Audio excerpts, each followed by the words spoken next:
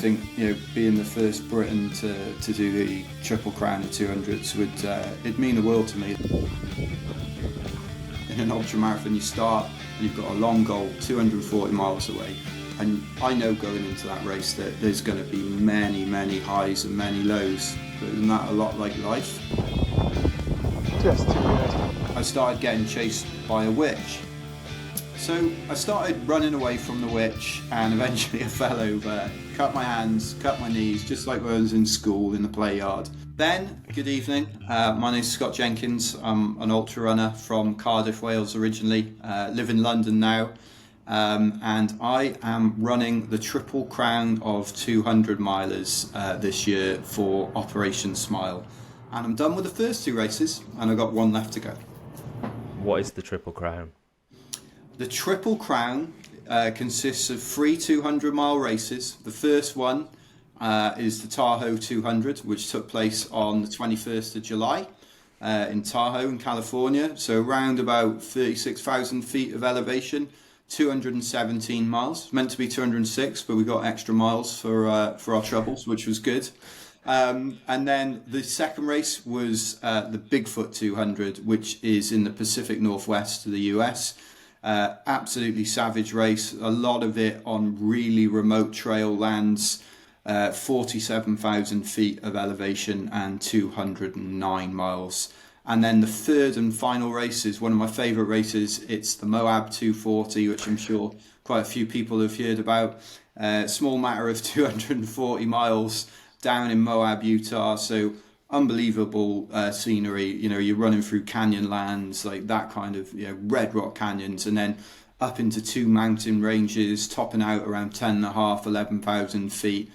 Big temperature shifts between kind of 30 degrees in the day to -4, -5 at night. So it's got a little bit of everything, and I think that's true of the Triple Crown. It's got everything from mountain snow pass climbs in Tahoe through to kind of real backcountry trail, not even trail, like horse tracks at Bigfoot, through to running through deserts and canyons at Moab. So it's a super all-encompassing adventure, and well over 657, 668 miles, whatever it is, but it's a long way.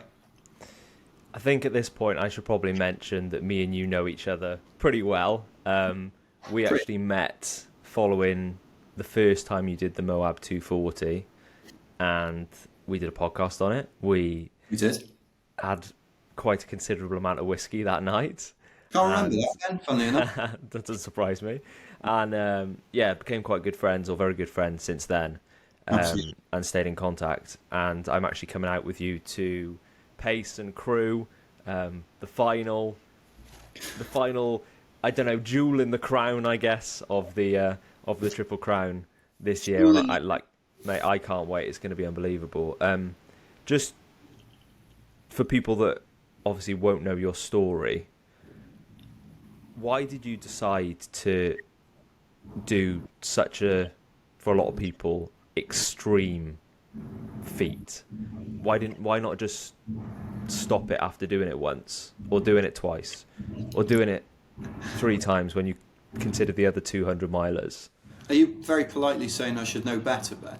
Well, I've seen your feet after some of these races, so probably yes. Yeah, you're definitely right. I think first thing I just want to say is, I'm super excited to share this adventure with you, mate. And I hadn't run a 200 miler before the first time we chatted about going into Moab in 2019, and I've learned a lot since then. And it does feel like the circle will be complete by running Moab for the third time, and hopefully, bringing home that Triple Crown would be amazing. So.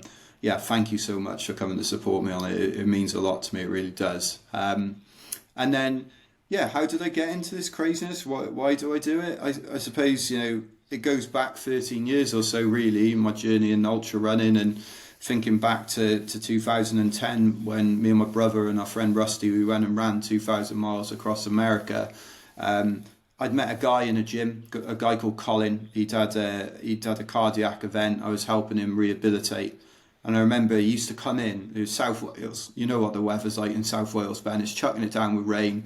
It's April. This guy called Colin comes in every week, always a massive smile on his face. And I'm like, why are you so happy? And he's like, well, I feel like I've got a second chance at life. And it didn't kind of land with me right there and then, but I thought about it, and I thought about it for a few months, and it kind of made me realize that actually, what am I doing with my own life? Like, when I get older, and I've got plenty of grey hair now, when I'm a lot older and sat on that sofa, what do I want to look back on with some pride? And I think for me, it was about having an adventure and trying to do some good at the same time. So what really motivates me, and it has done specifically over the last 8 years, is raising money for Operation Smile.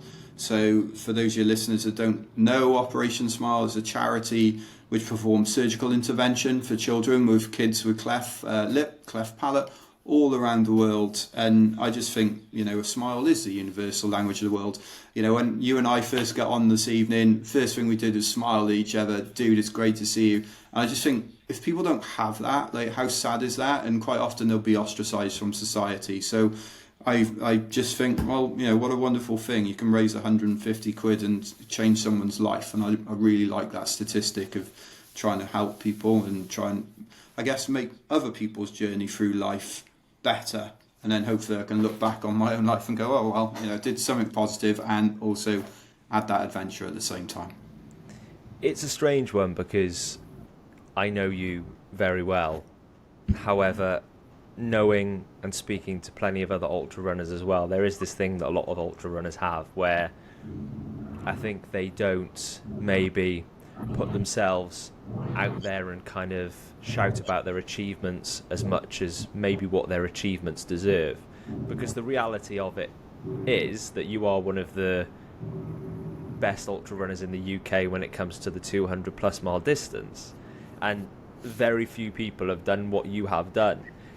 By completing Moab, which I've got no doubt you're going to do. You better add, because I'm running that last part with you. I'm not bringing you all that way just to...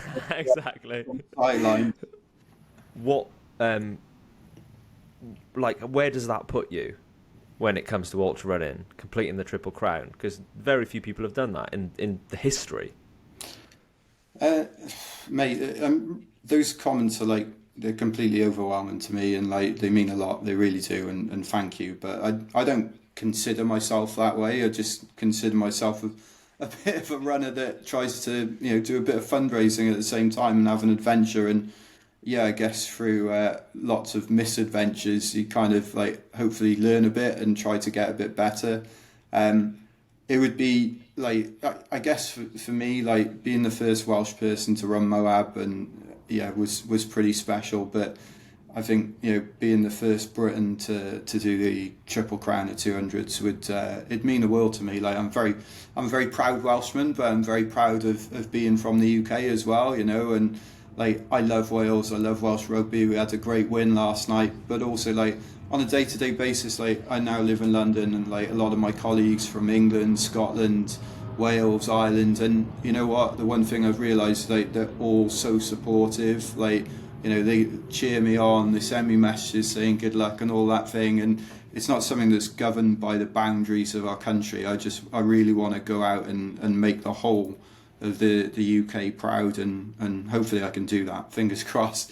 I'm 2/3 of the way there, so I know my way around Moab. I just hope I can put in a performance that is something that I can be proud of at the very least. Fingers crossed. There'll never be another first, and that's the beauty of it. That's it. That's the one record that can never be broken. People can run world records, but world records can get broken. There can never be another first, and that's going to feel pretty special, mate, crossing that line.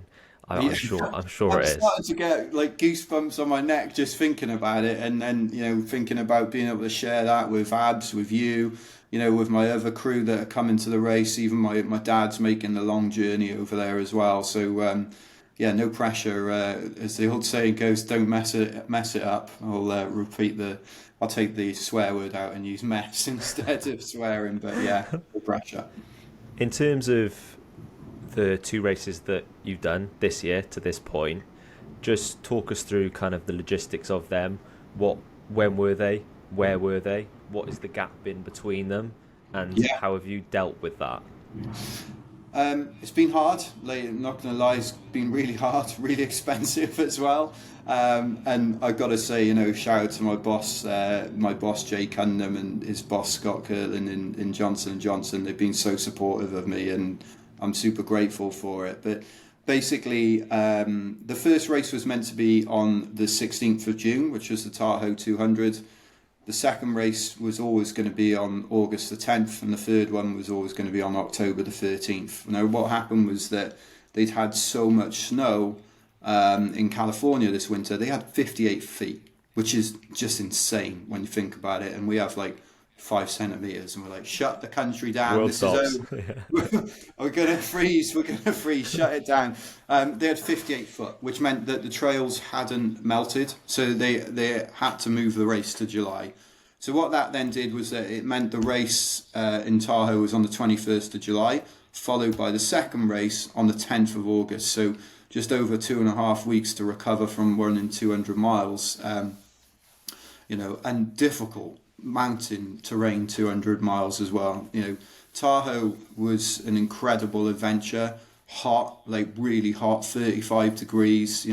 Again, we're from Wales, we're not used to that climate, and I think that's something that people forget. Like, when you go to travel to race somewhere like that, you're not only, I live at sea level in London, and all of a sudden I'm running a mountain ultra in 35 degree heat. That's not what I'm used to or conditioned to.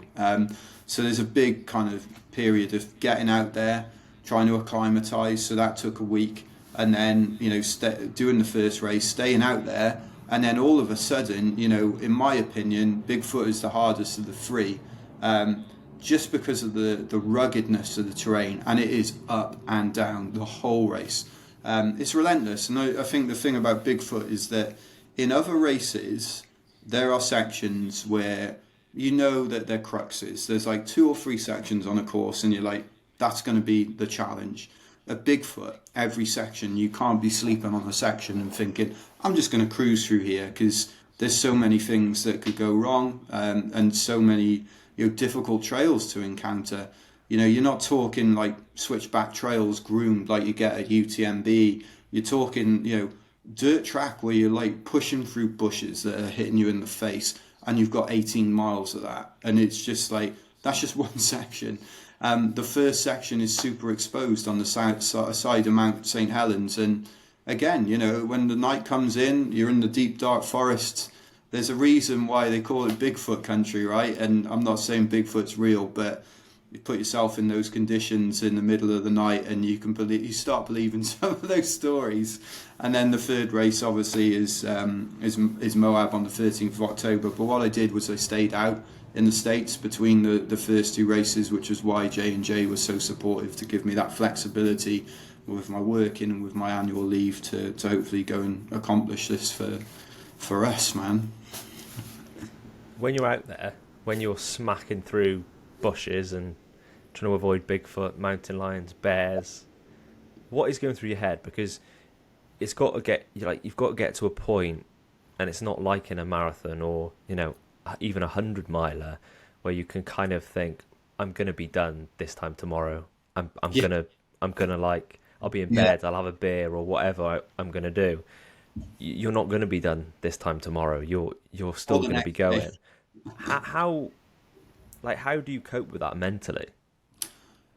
It's challenging. I think the key for me that I've learned is to break it down into bite-sized chunks. What's the joke about eating an elephant?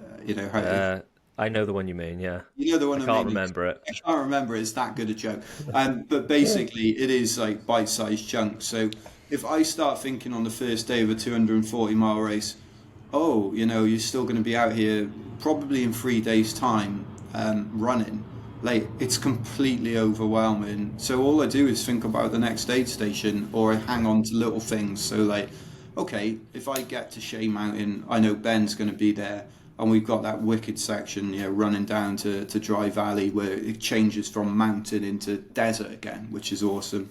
Or might be something as basic as, well, if I get to that aid station, I'm going to have a burger. Maybe they've got a burger in there, or protein shake. At times, like at Bigfoot, I got into a section got into the aid station, and a guy that I'd met in Cocodona came over, and he was like, Scott, man, it's so good to see you. It was great to see him. And he just popped me a beer, like ice cold beer, hot. It's mid-30s again in the heat of the afternoon, and I just sat there. I was like, you're the man. I just smashed this beer back. Ugh. At the end of the day, it's all carbohydrate. I only had one. But I'm thinking like those little motivational carrots get you through it, basically. That and when it gets really dark, like thinking about the reasons why you're doing it. So like doing it for Operation Smile and trying to obviously raise as much as I possibly can. And the one thing with Operation Smile is that a lot of their patients, obviously these take places in countries without established healthcare systems and infrastructure, like Ethiopia, for example, where I went on a program back in 2016. People travel for days. So like quite often, I think to myself, well, look, if somebody can travel for 3 or 4 days not knowing whether they're going to have surgery for their child that's going to change their life or not, because they don't know, it's not guaranteed, then surely, I can just push through tonight for a bit of enjoyment and, and try and do something to help those people at the same time. So that's what I really hold on to when shit hits the fan. Sorry, I shouldn't swear, but it's true. Do you enjoy it though? Yes, I do. There's certainly points which you question why you're out there, and you're like, what have I done? Like you question life choices, but then might be chucking it down with rain, or you're suffering in the heat, and I always just kind of come back to myself and think, well, you know what? This time next week you'll be back in London or Wales or wherever it is, and you'll be working, and you'll be thinking, I wish I was on the trail having that adventure with my friends. So actually, that's something that I really, really like about it. And I almost feel like the more I do a race, the more I learn to love it. Like Moab's a prime example of that. Like the first time I did it, I thought, wow, I'm not sure I could ever go back and do that again. The second time I did it, I was like, wow, I've knocked like 15 hours off my time. And now the third time, I'm like, wow, I get to experience it with Ben, with my coach Jeff Browning, and I'm thinking, I can't wait. Like I'm ready to go. I'd love to start tomorrow if we could. So yeah, now this time, like I'm really excited. So yeah, don't start tomorrow. My flights. I'll have to change my flights. That'd be a nightmare. One thing, mate, that I know you don't do, and since we've known each other, you don't do it, is shy away from failure, and that has been a part. You have, gone and tried things and it hasn't worked out. How have you overcome those moments? I think I'm still learning. I think every day's a school day, especially at this distance, because there's so many things that can go wrong. I think Courtney said it once. There's so many things that can go wrong in a 200 miler that it's almost not worth worrying about them. You know that it could happen, but actually, what are you going to do when you're faced with it? Sorry, I should say. I think the true learning of failure is not just saying, oh, I'm going to learn from this failure. I failed, I'm going to come back. I think the true learning of failure is actually when you go back and you put yourself in that position again in the future, and you have the courage to alter your course of action to kind of lead to a positive outcome. I think that's the true learning of failure. And as an example of that, at Bigfoot in 2021, I completely messed it up, and it was my own fault. Like I ran bad water in July, came back to London, worked, went back out to the States, got to the start line, and I remember Candice, the race director, saying, hey, just to let you runners know, it's going to be like 40 degrees today, or whatever that was in Fahrenheit. And I'm thinking, hang on, where's my water bladder? I've left it in London. And I'm like, okay, so I've got 2 500ml flasks for a 30-mile section where it's going to be 40 degrees. Right there, I knew. I thought, right, okay, this is going to be rough. Like, there's nowhere to filter water. Not that I had a filter on me, another mistake. And then I got into a situation where I got dehydrated. That led to me injuring my IT band, which led to me going slower and slower. I kind of bounced back a little bit, but I was having to stop at every river crossing, soak my leg in the water. Because I was going slower, my hands got more exposure to the heat, got sunburnt. I I didn't wear gloves. My hands were getting cut on the trees that you're kind of climbing over on the middle of that trail. Next thing you know, because my hands are so sore and blistered up, every time I'm trying to undo my zip on my pack becomes painful. All of a sudden I stop eating. And it's really interesting to see like the cascades of all of that problem just from one mistake, from not bringing my water bladder with me. If I'd done that, it would have been a completely different race. So, I DNF'd that race at mile 160. I was devastated. I went to the finish line. I watched every runner finish, and I sat there from 9 o'clock in the morning till I think the cutoff was 5 or 6 p.m. at night, just watching every runner finish. Not because I didn't have anywhere else to go, but because I generally wanted to like see what it meant to them and see like how excited they were and what they'd been through. And I wanted to see that. I wanted to experience it. I also wanted to remind myself that I didn't want to feel like that again in the future. So as soon as I got back, I signed up for Bigfoot again the next year, and then I focused on making that my A race for the year. And went back. Guess what? It's going to be like 37 degrees today, runners, and I'm like, I got you this time. I got all my bottles in my back. I had a filter bottle, and I had a really good race. Finished in 25th, and ran I think 82 hours. And then I've just done Bigfoot again 2 weeks after Tahoe this year, and I ran it in 80 hours. So, which I'm still trying to get my head around. I don't know how I go faster, but I ended up in 35th place this time around. But anyway, it is what it is. I think that's the key for me. Learning from failure is to alter that course of action when you face that same challenge again in the future. I know you won't want to think too far ahead, but you will have obviously thought about crossing that line, becoming the first Briton to achieve the Triple Crown. What's after that? Do you ever think, like, this has been my goal for so long, like, what am I going to aim for after doing that? Well, I'm going to aim for the pub then. I was hoping, because it's my birthday. The day after the race, I'm going to the pub with you, mate. I might run there, but I doubt it. I think Abby will probably have to drive us there in the car. I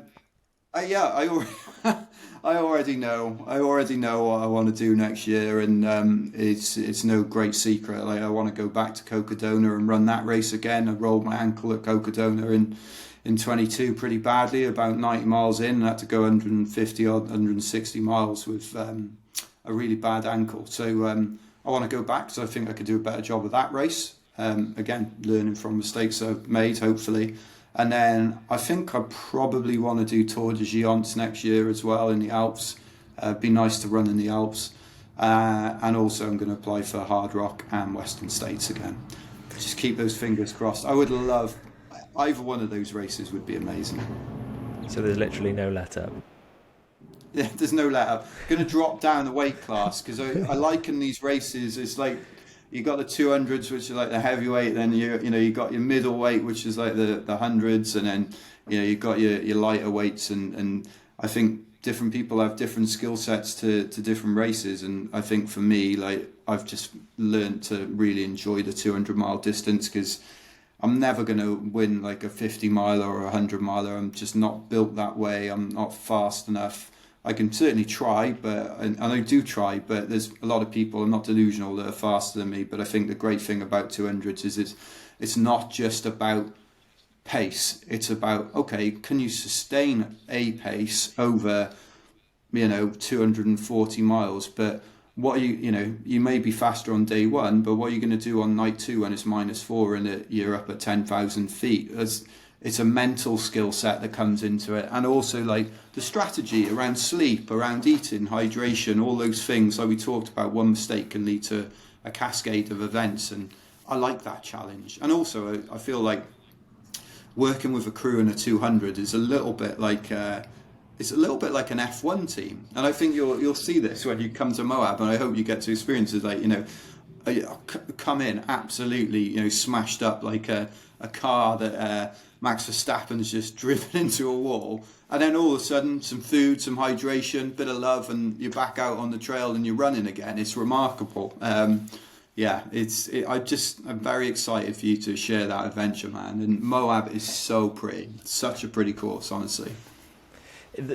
The way you've normalised 200s in your brain, though, is amazing to me, because you said the thing that I like about 200, like it's a normal thing to do. When you tell people that you've just met, like that this is what you do or this is what you've done, or it comes up, because I know you're not going to go and tell them like outwardly as the first thing you say, but if it comes up in conversation, like how do they react to it? Because it's quite difficult for a quote unquote normal person to understand, I think.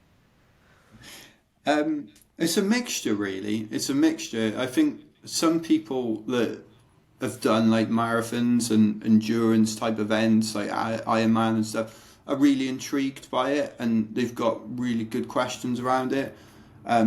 Some people react with, well, you must be mad. Like, you must be mad. This is my crazy friend Scott, he runs like 200 miles and stuff like that. And I think it's quite touching, because either one, they always ask you like questions about it, and it's really, really nice that people find it interesting.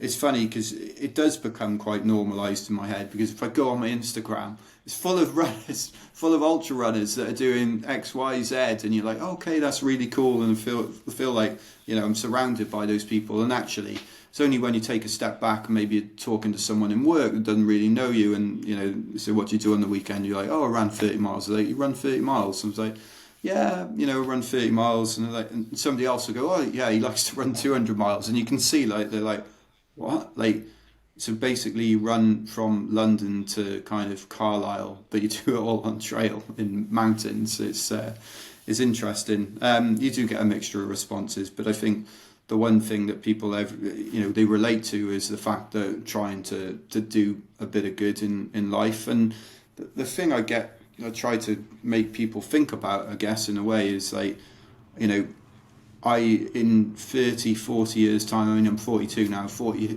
years time, hopefully I'm still around, but like, I don't think I'll remember, like, I might remember Wales beating Australia, because that was a great performance last night, but I might not remember, what I watched on Netflix, or what I had, or where I went on holiday that year when I was 42, but I can tell you right now, I'll remember every adventure that I had out on the trails, because I learned so much about myself, and I pushed myself to experience something that not a lot of people choose to do. But I wish that more people would choose to do things like this, because we don't ever really take ourselves outside of our comfort zone. And I think, through ultra running, I've learned to do that and learned to love it.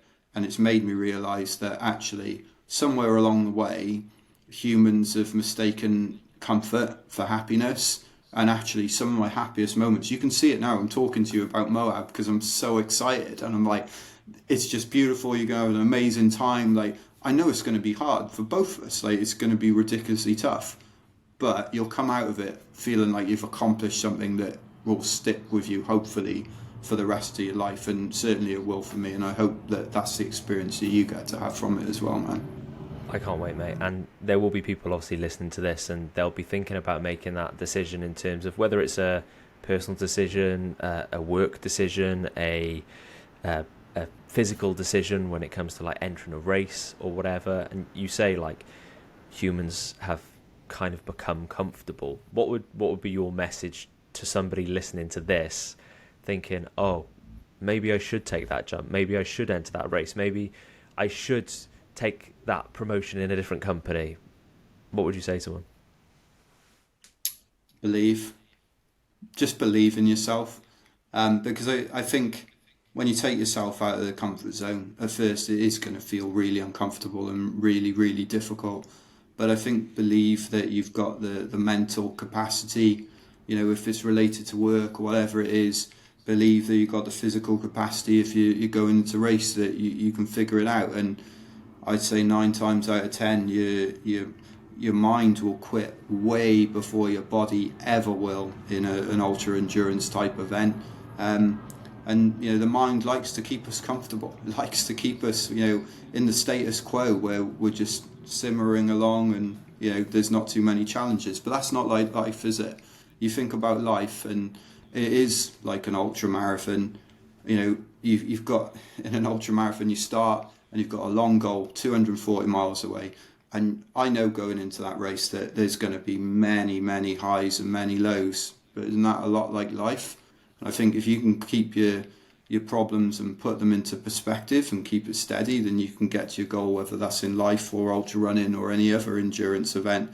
So if you've got the belief to take that challenge on in the first place, then I think you can accomplish whatever you set your mind to.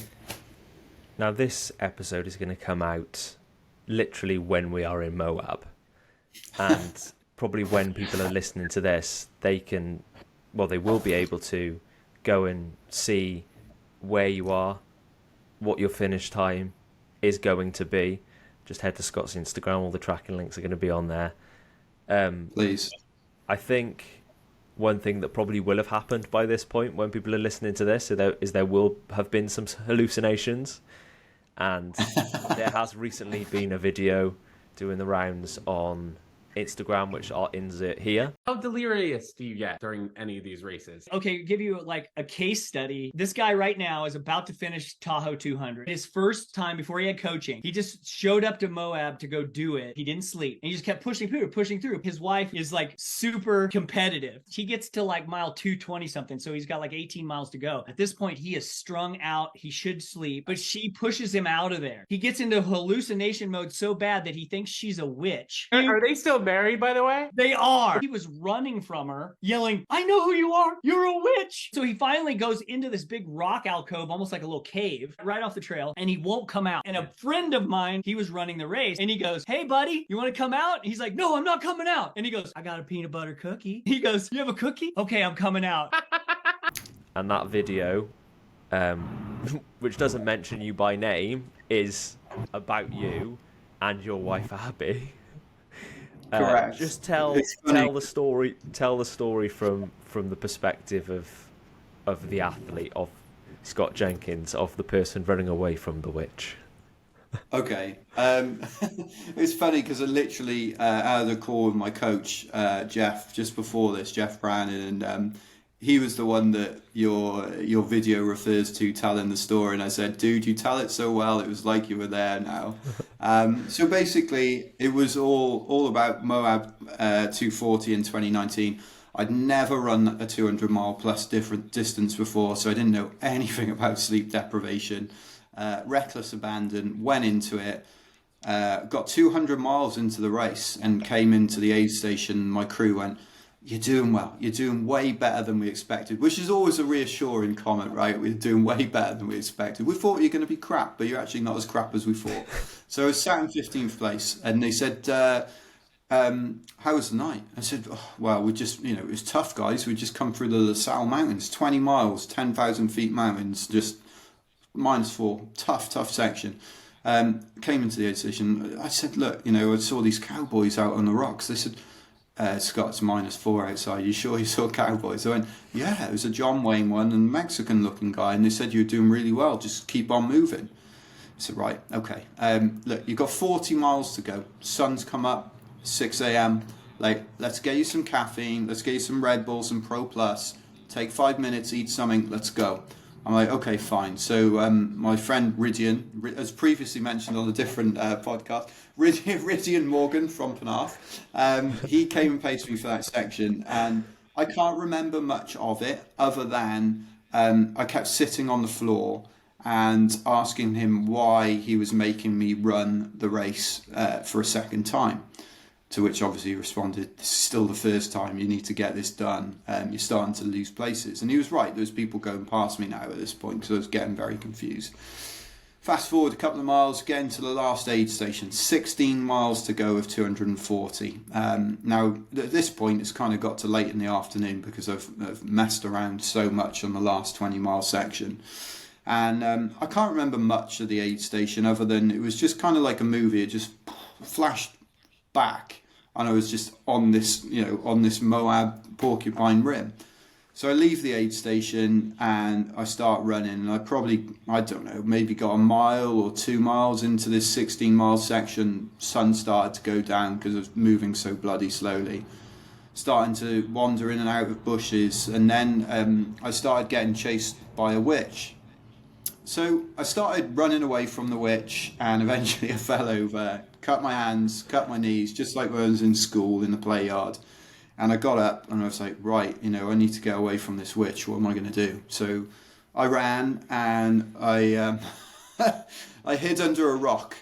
Now, by this point, it's like, I don't know, 9, 10, 11 o'clock at night, and I wouldn't come out from under the rock. And the temperatures are gone below freezing.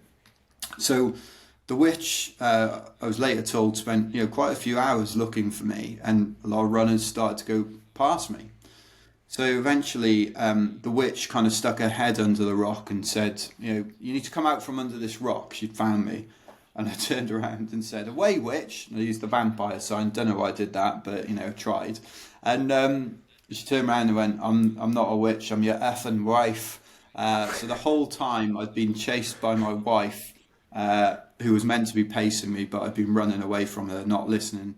And I still wouldn't come out from under the rock. So more runners go past, and eventually a really kind runner, a guy called Jason Wooden from Utah, he was being paced by his pacer who had a dog. The dog came under the rock, licked my face, and then Jason stuck his head under and he was like, dude, I got some peanut butter cookies. Do you want to come out? And I was like, yeah, I think I'll come out now. You mentioned some food and cookies, yeah, I'll be out. So I credit Jason with probably saving me and also getting me to the finish of that race. If it wasn't for him, I would never have finished the race. And just a remarkable bloke. So I ended up finishing in 35th place. I lost 20 odd places in the last 16 miles of a 240 mile race, which was devastating. I was delighted to have done it, to be fair, but also knew I'd left a bit out there, and very fortunate to go back and run the race in 2021.